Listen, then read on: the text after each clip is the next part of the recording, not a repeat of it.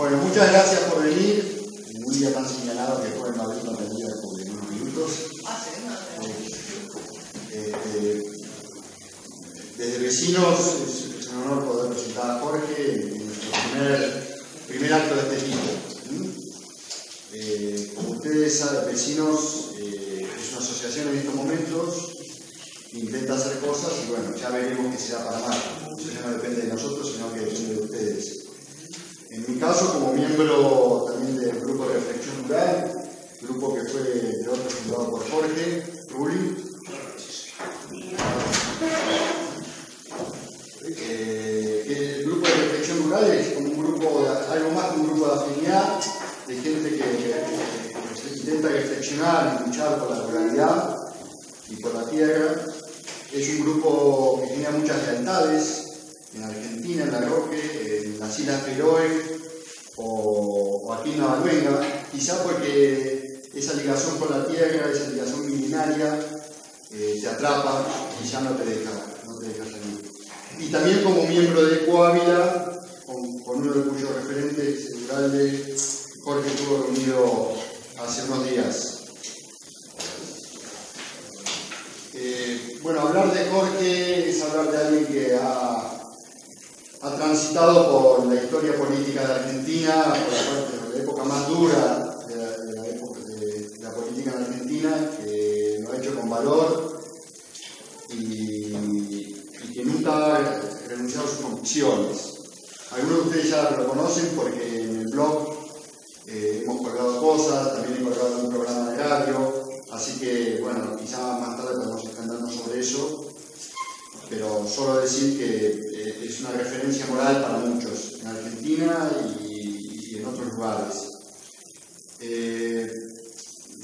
Estaba pensando cómo presentarlo, porque lo he visto tantas veces como lo presentaban y el otro día estaba leyendo algo de Leonardo Sciascia que citaba a Pasolini. Y Pasolini hablaba de la desaparición de las luciérnagas. Según Pasolini, en la década del 60, 70, por esa época más o menos, comenzaron a desaparecer de forma fulminante las luciérnagas, ¿no? Que para nosotros, yo todavía las conocí y era algo mágico en la niñez, ¿no? Los niños de ahora no podrán compartir eso con nosotros, es una lástima. Y por esa época en que Pasolini se refería a eso, fue cuando comenzaron a decirnos que, por ejemplo, la comida de nuestras abuelas era muy grasa, y que ellos nos iban a decir cómo hacer la comida, esa comida industrial tan buena, ¿no? Que no solo resultó que ahora hay más gente obesa, sino que hay más diabéticos, que bueno, hay múltiples enfermedades, incluso cáncer por los aditivos que llevan. Así que en esa época en que desaparecieron las luciérnagas, no supimos manejarnos en cierta oscuridad, porque luego de eso los científicos se pusieron a investigar y se descubrieron que eso no era verdad. Pero ya era tarde, ya estaba todo el sistema instalado. Y lo mismo pasó con la agricultura. El campo, como pasa aquí en Ávila, que es un drama eterno, en Castilla y León se va despoblando, el medio rural se despuebla. Nos dijeron que no sabíamos trabajar la tierra, que ellos sabían cómo teníamos que hacerlo, y parece que no ha funcionado, porque cada vez estamos peor. Y Ávila y los pueblos de Castilla y León son pueblos fantasmales cada vez más, ¿no? Así que la lógica de eso era el rédito económico, y el rédito económico solo para unos grupos. Esa era toda la lógica, una lástima. En ese sentido, bueno, Jorge viene de una gira que ha hecho por España y por Italia, ha estado incluso con el Papa en el Vaticano, ha estado con Galde, ha estado en un lugar muy interesante que es una feria que organiza un señor que se llama Carlos Pellegrini, que se llama Slow Food, o sea, comida lenta, que significa también comida de cercanía, comida amigable con el medio, y que es una feria en Torino que es, bueno, ya les contará, pero es algo magnífico, muy grande, y que se realizan muchas charlas, se presentan muchas cosas y tiene mucho éxito. De alguna forma, Jorge llevó el fulgor de esa luciérnaga, ¿no? El gerente de esa luciérnaga al Vaticano. Es una imagen un poco curiosa, llevar la luz al Vaticano, pero bueno, pero porque hay todo un lobby de los transgénicos que intenta tener el aval moral del Vaticano. Y hay una lucha ahí que ya les contará. En fin, solo decirles que fue una experiencia muy, muy interesante, creo la que tuvo también con Pietrini, y que ya les irá contando un poco cómo fue, ¿no? Yo creo que podríamos empezar por ahí, con los claroscuros de la Chile Italia, quizá cierta desazón por el pueblo de la familia. El programa, el libreto. Entonces lo que quiera no nada. No, tienen ustedes. No, después llego, pero... Bueno, simplemente presentarlo y Bueno, gracias a ustedes también por venir aquí, por estar aquí presentes. No, yo en realidad pensaba presentar un poco la Argentina rápidamente, pidiéndoles paciencia, 10 minutos, por lo menos. La Argentina es un país que se ha ido haciendo solo, ¿no? Mi abuelo llegó a los 20 años después de una guerra en Virginia que debe haber sido muy terrible para él, yo no lo conocí. Pero debe haber sido muy terrible para que partiera y dejara atrás su tierra, ¿no? Y por supuesto llegó anarquista y se encontró mi abuela en medio de una revolución en Buenos Aires, escapando de la policía, se metieron en la casa de los padres de mi abuela, ¿no?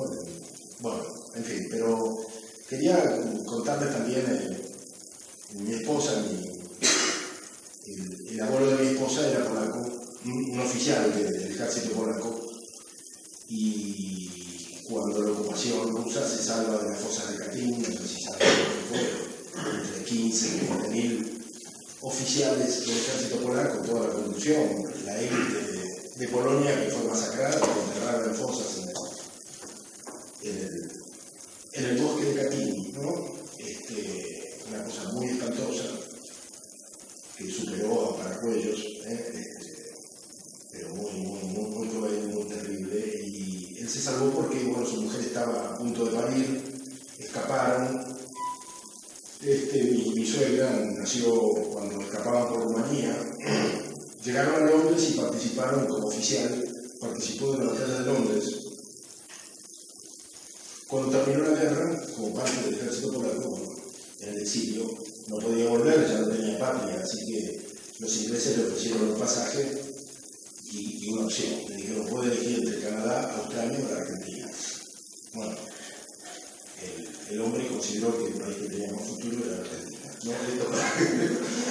Y así fue que yo la encontré a mi esposa, ¿no?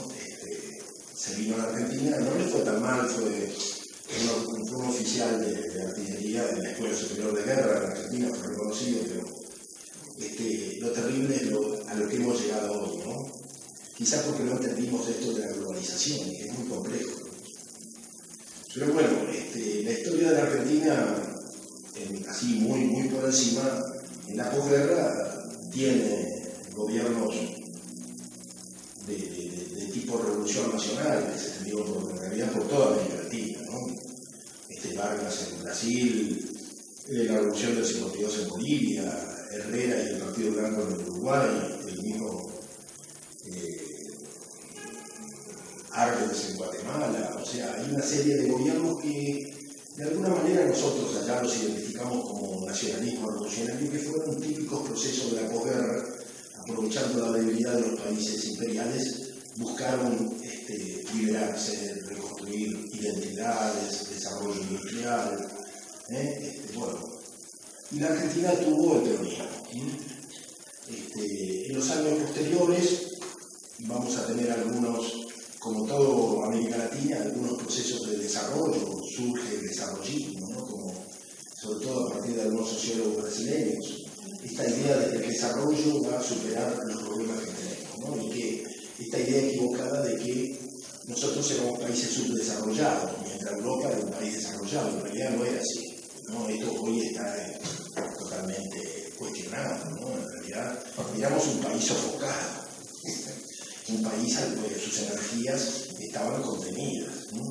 Pero bueno, eso fue parte de un proceso en los años 60, y ya se inicia otro proceso que es el de la Revolución Cubana, que ustedes lo saben, una exacerbación de las ideas revolucionarias, todos las vivimos, y termina con la muerte de Che, y termina con la caída de la URSS y el desplome de la economía cubana, ¿no? Toda esta etapa fue una etapa muy intensa que en la Argentina va a ser continuada por una dictadura militar feroz, una inaudita crueldad, ante la cual la izquierda no hace más que de alguna manera hacer funcionar, hacer el juego, digamos, pretender mantener una guerra cuando en realidad no hubo una guerra, hubo una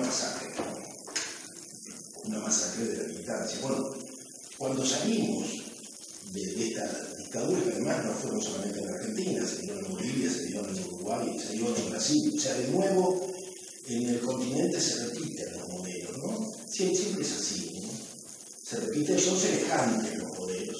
Por eso, para entender lo que pasa en un país de América Latina hay que ver el resto, ¿no? Porque se repiten este tipo de situaciones, ¿no? Bueno, salimos, por supuesto, de la dictadura, nosotros salimos en el 82, la democracia, con Alfonsín, pero con un país viciado, ¿no?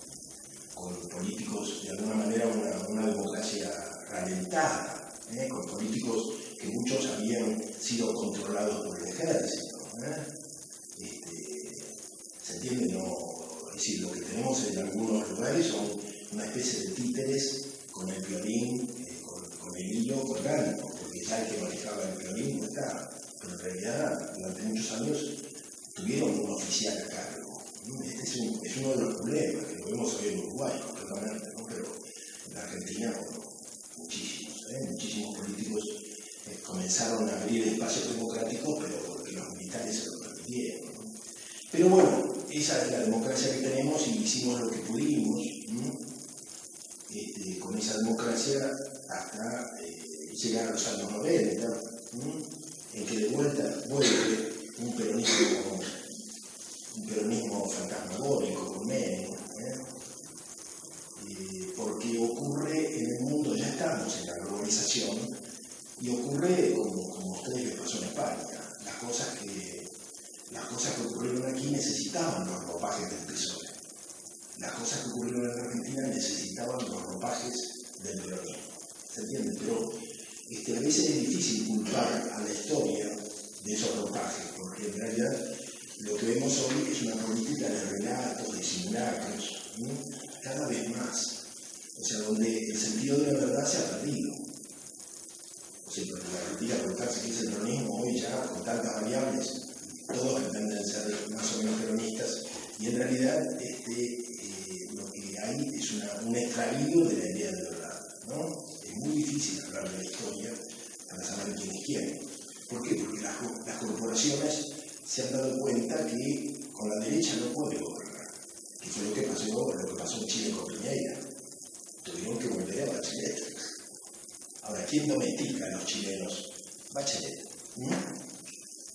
Es la izquierda la que mejor oficia, o cierta izquierda, digamos así, para no ofender a nadie, cierta izquierda que se hace funcional a las corporaciones. Y a muchos sectores de la izquierda latinoamericana les ha costado muchísimo comprender. En realidad el problema ya no sigue siendo el imperialismo como en otra época, sino las corporaciones.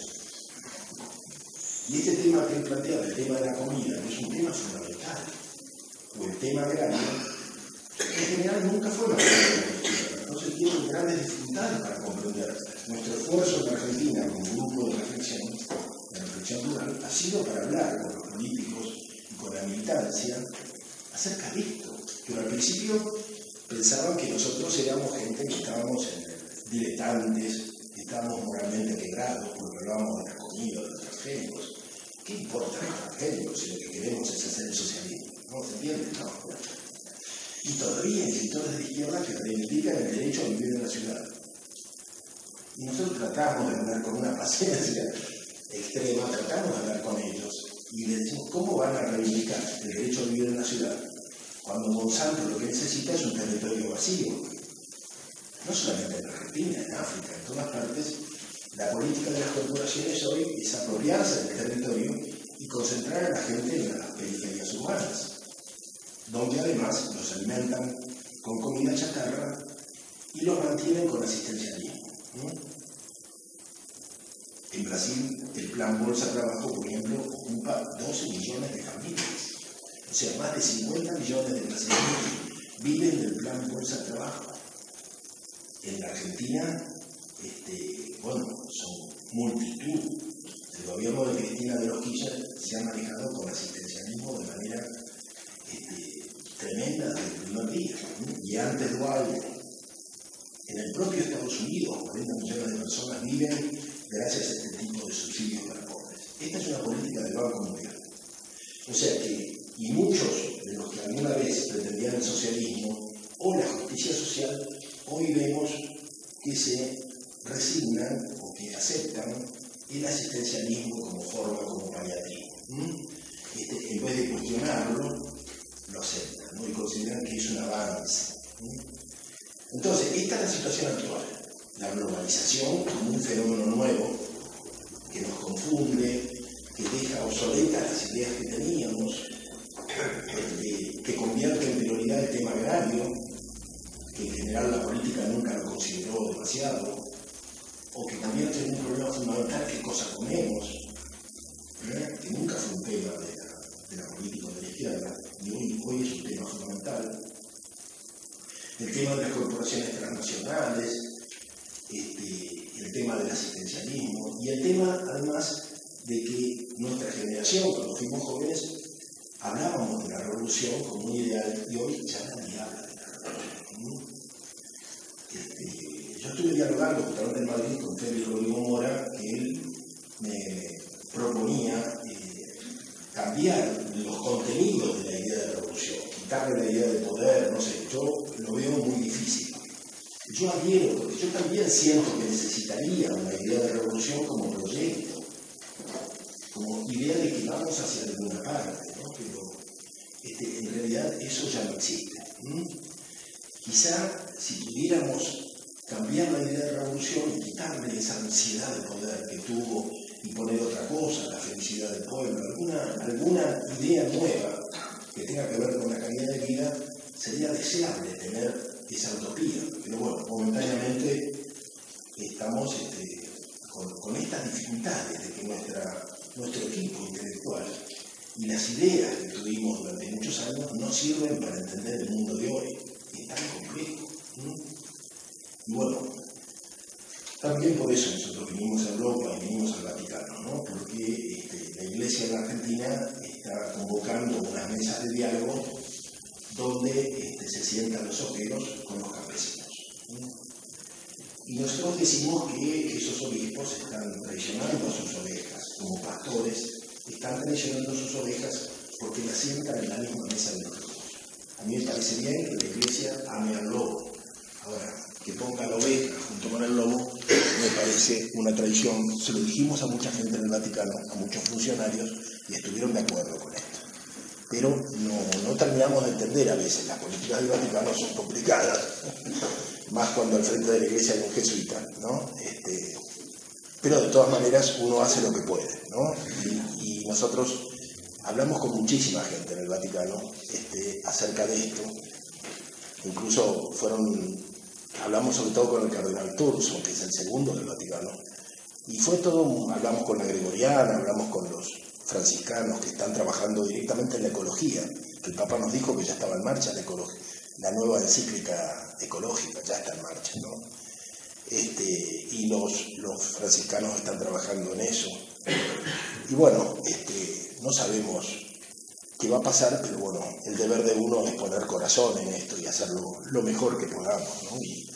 Y fue lo que tratamos de hacer. Comentábamos con algunos de ellos que a propósito de la visión cristiana de la vida, nosotros les decíamos cuando los españoles llegaron a América, estaban primero muy afectados por la reconquista y la guerra contra el Islam.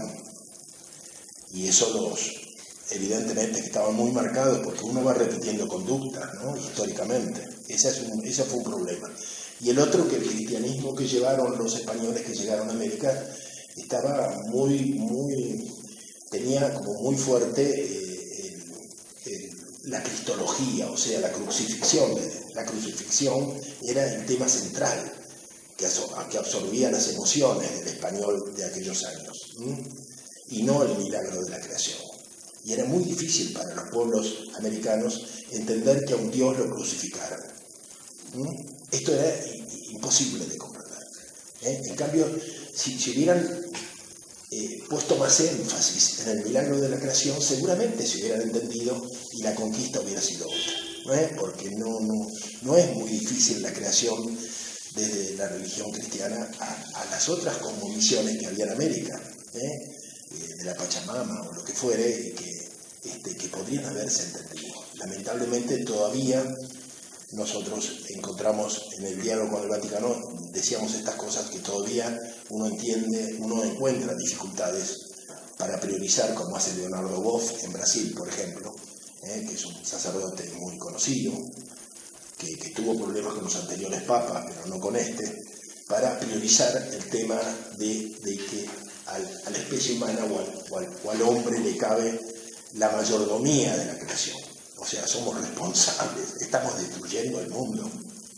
Y lo que nosotros le decíamos al Papa es, está tan mal la situación en el mundo que uno confía en que los líderes religiosos, no solamente Francisco, sino todos, deberían hacer un esfuerzo para una apelación moral. Y muchas veces el error es que, en vez de hacer la apelación moral, se meten a soluciones tecnológicas. Dejemos eso para los tecnólogos, ¿no? Me parece que los líderes tendrían que decir qué es lo que está bien y qué es lo que está mal. Y en un mundo donde los océanos están contaminados, donde el cambio climático ya lo ven a aquellos que practican la agricultura o la horticultura, es una cosa galopante, donde el deterioro de los suelos es tan grande, los líderes religiosos tendrían que tener una voz muy fuerte, que yo veo que aparte de Bartolomeo, el de la Iglesia Ortodoxa griega, todavía hay una fuerte ausencia de parte de los líderes religiosos. Bueno, esto fue lo que nosotros hicimos en el Vaticano, pero vuelvo a la Argentina para decir cuál es la situación de la Argentina hoy. O sea, hay 25 millones de hectáreas de transgénicos, más de 20 millones son de soya, de soja transgénica RR, Roundup Resistant, o sea, resistente a Roundup. 20 millones, es una monstruosidad, ¿no? O sea, el campo ha quedado despoblado y todas las grandes capitales de la Argentina están rodeadas de sucesivas periferias urbanas de gran pobreza, donde los narcos se están asentando. Esta es una situación que se repite a lo largo de América Latina, donde no es la soja, es la caña para biocombustible, el maíz para biocombustible o la palma aceitera, en lugares como Colombia, pero es lo mismo. Son monocultivos que producen commodities. Las commodities son mercancías sin valor agregado. O sea, ¿y por qué producen commodities? Porque o las compra Europa o las compra China. Entonces, lo que yo estoy describiendo no es un problema de la Argentina. O sea, la soya argentina llega directamente a Cataluña. Por ejemplo, la transhumancia en España ha dejado de existir porque conviene más tener los corrales de engorde cerca de los puertos, ya que el animal se alimenta con las hojas que llegan en los barcos, ¿se entiende? Entonces, ¿qué pasó con los corredores de la transhumancia? Que han sido pasto del negocio inmobiliario. O sea, España ha sufrido este proceso también. Y por supuesto, la carne que engorda a España con la soja argentina llega al África a un precio irrisorio, con lo cual se caen las economías africanas, ¿y qué pasa? Luego lo único que queda son los lanchones para tratar de llegar a Europa y limpiar oficinas o hacer lo que sea para sobrevivir. O sea que no hay que entender las relaciones del mundo de hoy. Estamos totalmente conectados. A mí me pareció de un coraje extraordinario que el Papa haya ido a la isla de Lampedusa, donde se concentran la gente de las barcazas, miles de negros africanos que han sido socorridos del mar. Pero bueno, también esto hemos dicho en el Vaticano, el tema es humanitariamente muy atroz en la isla de Lampedusa, pero en realidad el problema está en África, porque cada vez más países como Taiwán o Alemania compran millones de hectáreas en África para utilizar esa tierra como granja de las propias metrópolis.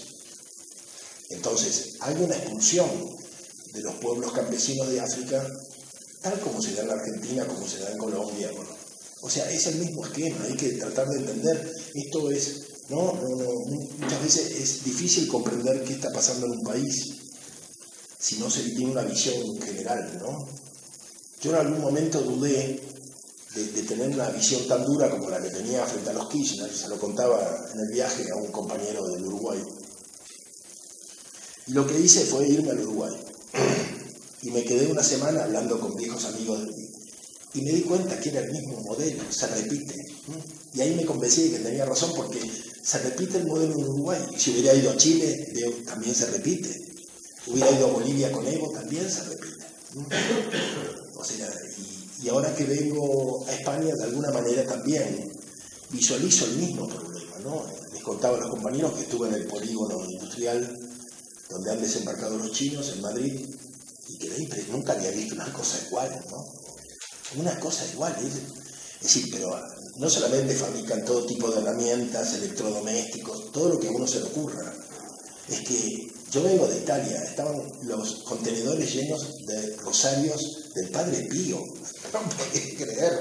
Yo vengo, mi familia es de Abruzos, donde el Padre Pío en todas las casas está el Padre Pío, la presencia, la fotografía, ¿no? Bueno, los rosarios se fabrican en China.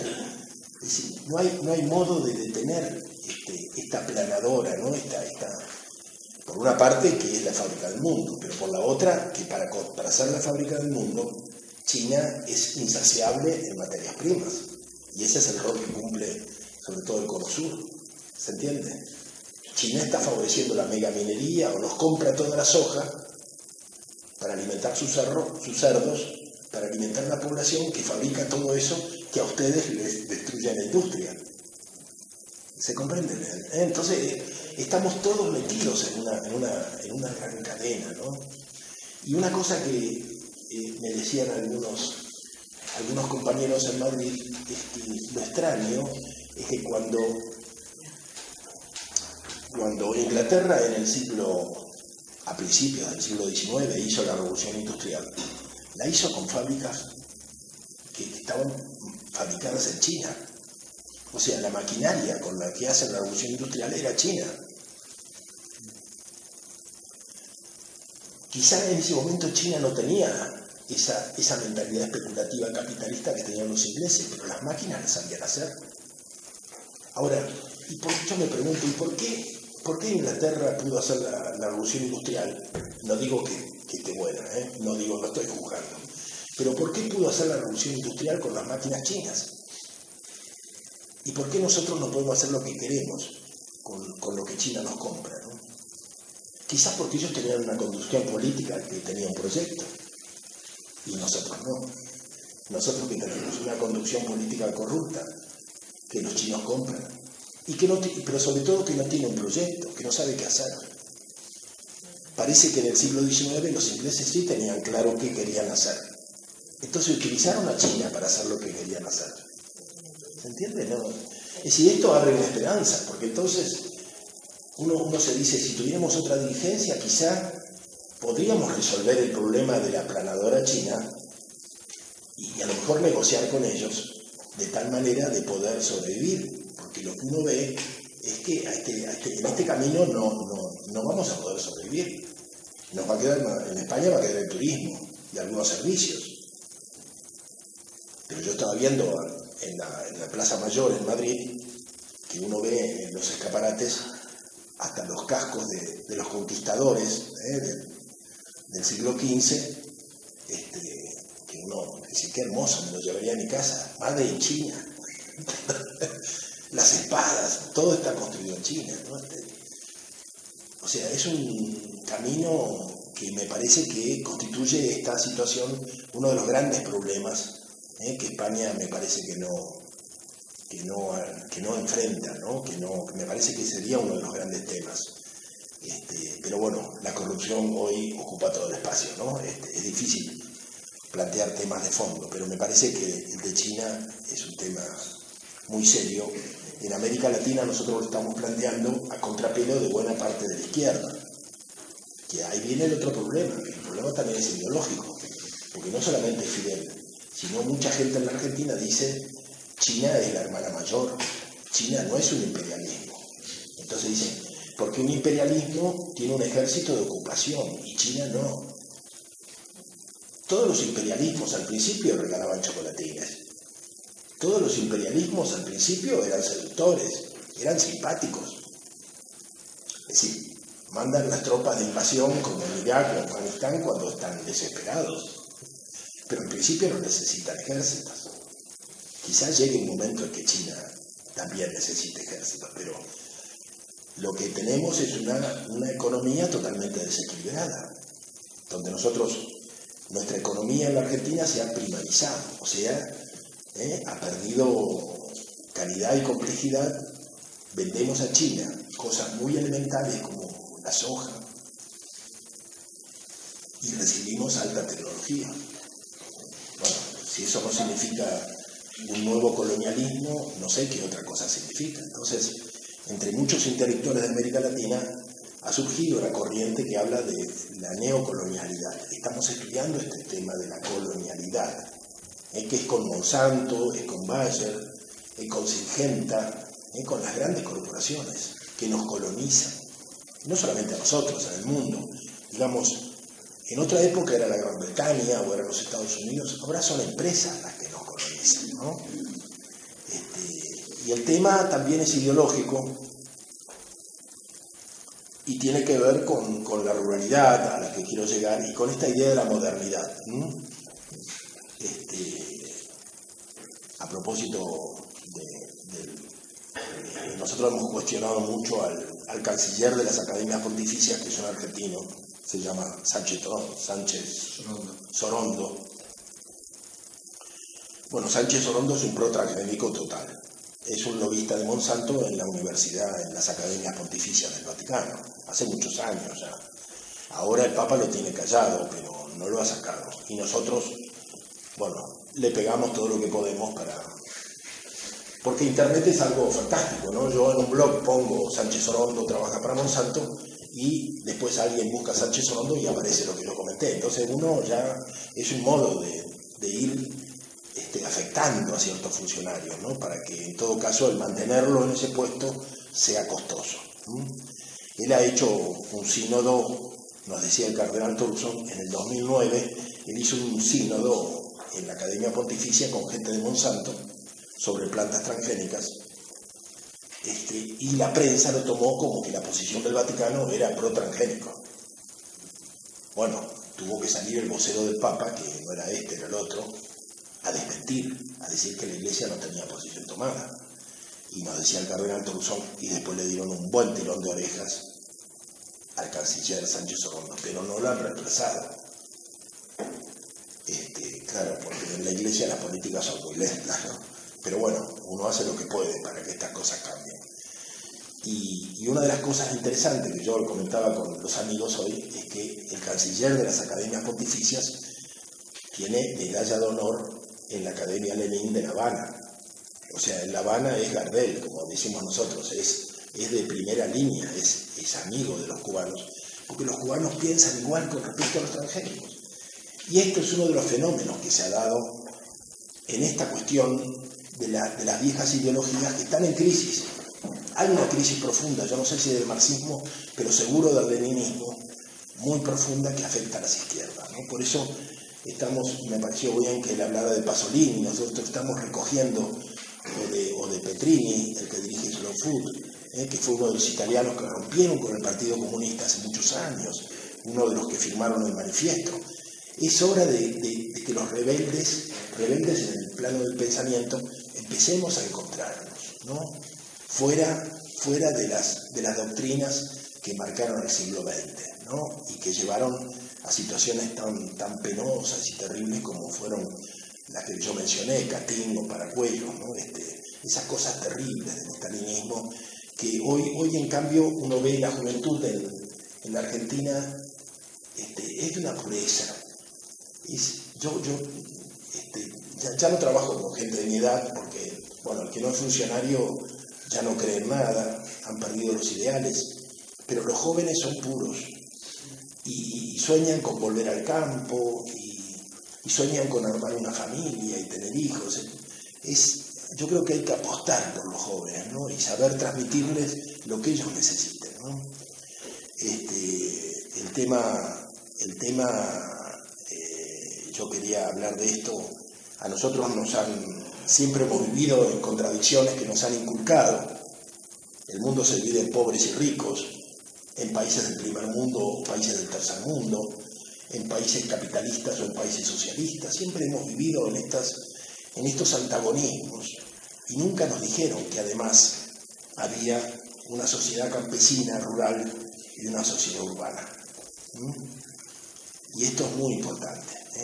En España hubo una sociedad tradicional, rural, hasta los años 50, que era muy importante. Y que, además de ser muy importante, muy democrática, llegó a España con los conquistadores. Llegó a América y llegó con el bajo pueblo español. El bajo pueblo español era campesino. Porque uno dice, los que iban en los buques, en las calaveras, eran marineros, eran campesinos. Dicen que que San José era carpintero. ¿Cómo ser carpintero? ¿Cuántas puertas puede haber hecho en Galilea San José? Eran campesinos, porque cada campesino tiene un oficio. Los paraguayos que están llegando a la Argentina también tienen oficio, son albañiles, carpinteros, son todos campesinos, que por supuesto saben levantar un muro o saben trabajar la madera, pero son campesinos. Y esto nos han cegado los ojos para que lo veamos. Es decir, ser campesino no significa volver a las cavernas, como dicen, o volver al pasado, sino evitar la modernidad. En España la modernidad llegó con las primeras constituciones del siglo XIX, con el liberalismo, llegó con una política burguesa, se instalaron políticas machistas. Es decir, bueno, eso ya es historia, pero lo que había era otra cosa, ¿no? Mucho más humana, más ligada a la tierra. Hoy las Naciones Unidas, la FAO, tratan de interpretar el tema del hambre o el tema de la ruralidad a través de estadísticas, de soluciones tecnológicas.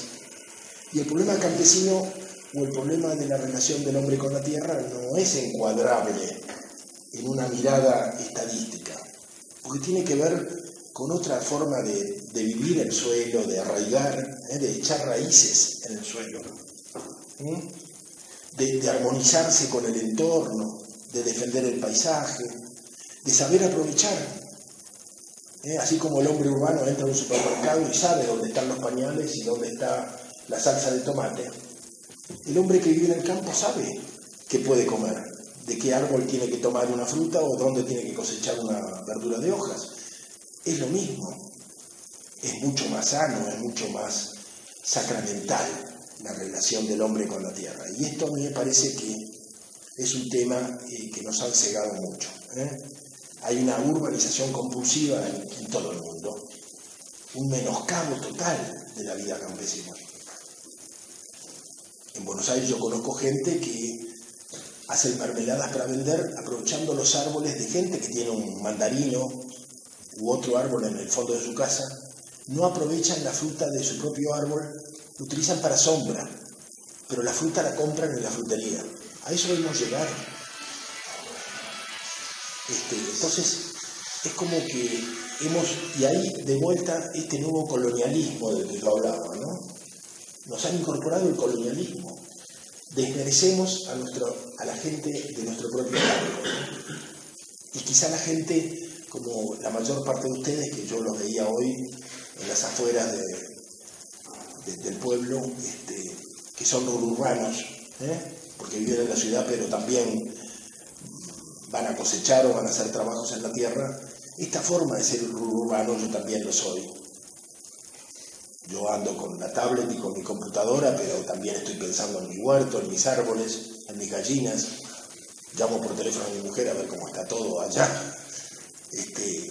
Y es un modo de recuperar en el siglo XXI lo que podemos recuperar de la vida campesina, de la vida campesina.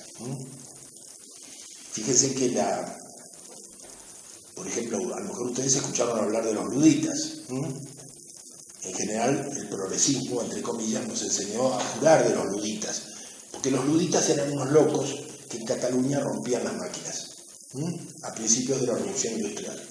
En Inglaterra y en Cataluña sobre todo, llegaban de noche y rompían con masas, a masazos rompían las máquinas textiles. Y nos enseñaron a pensar que eran unos loquitos. Bueno, ahora la investigación histórica nos dice que para reprimir a los luditas, Inglaterra tuvo que emplear más tropas que las que utilizó para pelear contra Napoleón. ¿Quién eran? Los luditas fueron los últimos rebeldes campesinos. Y hoy muchos de nosotros estamos revisando aquellas historias, porque en realidad fue la vida urbana y lo que nosotros hoy conocemos como capitalismo industrial surgió como una manera de doblegar la vida campesina. Eran tantas las insurrecciones campesinas por todas partes con sus banderas negras que pensaron una manera de controlar ese mundo rural y se inventó una manera de obligarlos a trabajar en la fábrica o en las minas. Y la única manera fue quitarles la tierra y decirles que no se podía transitar los caminos sin un salvoconducto. Al que lo encontraban en el camino sin un salvoconducto lo colgaban.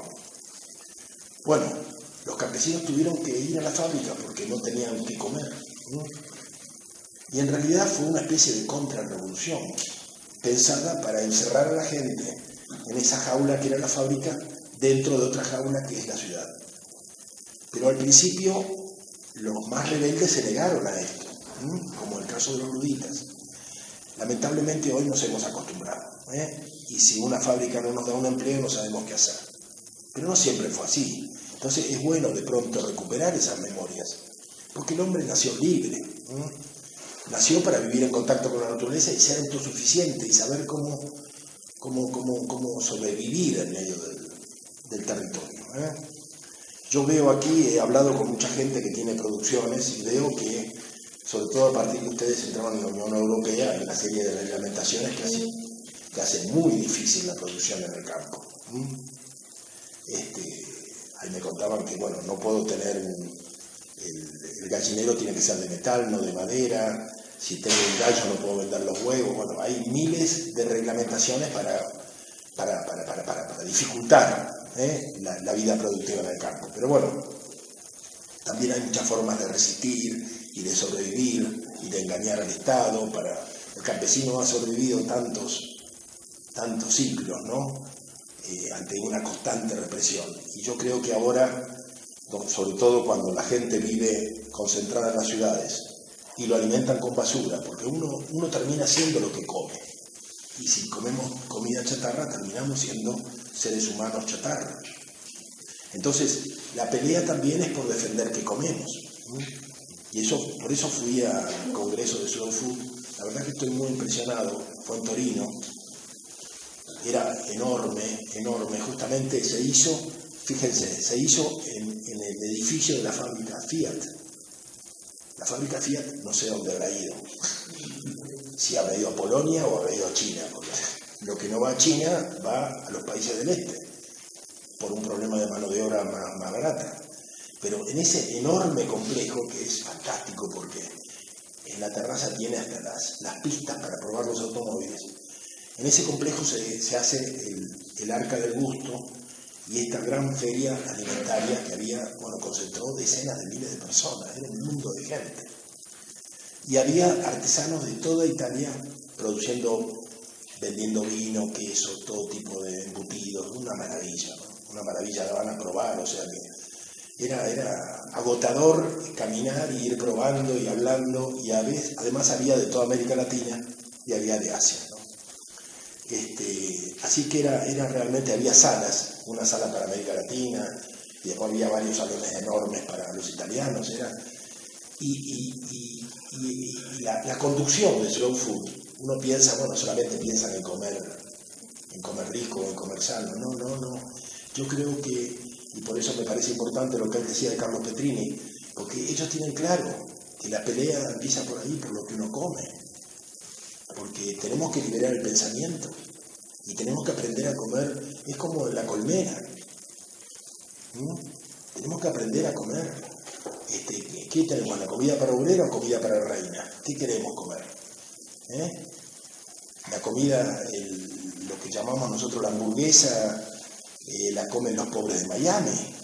Los ricos de Estados Unidos comen comida orgánica. Si no nos engañemos, la comida norteamericana es la comida de los pobres de Estados Unidos. Entonces tenemos que aprender a comer, tenemos que aprender a vivir. Yo, después de toda una vida de lucha, de haber estado en la cárcel y haber sufrido tanta persecución, me doy cuenta que realmente no podemos cambiar el mundo. Ni puedo cambiar la Argentina, he hecho lo imposible, pero sí puedo cambiar mi entorno, mi familia, mis amigos. Me puedo cambiar yo. Puedo cambiar mi pueblo, mi aldea. Hay cosas que sí podemos cambiar. Y no es poco, porque cuando uno cambia, cambia la familia, cambia los amigos, bueno, ya está. Hay un proceso que se puso en marcha y no sabemos hasta dónde va a llegar, ¿no? Me parece que estos son los nuevos desafíos. Por eso decía, la crisis de la izquierda, esto no lo comprende. Hay que poner un poco de poética, ¿no?, en esto para entender cómo se da la pelea hoy, ¿no?, en el mundo de hoy, en el mundo complejo de la globalización. Cuando yo veía esas naves cargadas de mercadería china, uno dice, ¿qué podemos hacer frente a esto, no? ¿Qué podemos ir? A lo mejor podemos hacer, si encontramos un camino, ¿no?, un proyecto, donde hacernos fuertes, o tener una conducción que sea capaz de sentarse con los chinos y negociar.